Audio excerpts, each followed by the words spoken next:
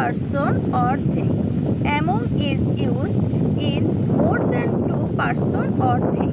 That means betweenটা ব্যবহৃত হয় কোথায়? যখন দুজন ব্যক্তি বা বস্তুর ভিতর বোঝালে between হয়। আর দুজনের বেশি যখনই হয়ে যাবে, তিনজন বা তার অধিক যখনই হয়ে যাবে, তখনই কি হবে? among হবে।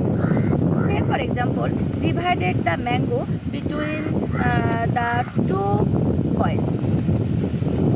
এখানে তাহলে দুজন, সেজন্য কি হলো? 2 হলো। সেম ভাবে হচ্ছে divided the mangoes among 3 girls. among the 3 girls মানে এই ম্যাঙ্গোটাকে 3টা গার্লসের ভিতরে ভাগ করে দাও। এক্ষেত্রে হচ্ছে যেহেতু 3টা, তাই আমরা among ব্যবহার করলাম। আর যখন 2টা হবে, সেক্ষেত্রে আমরা কি করব? between ব্যবহার করব। 2 এর অধিক হলে among, আর 2টা হলে between। Thank you for watching.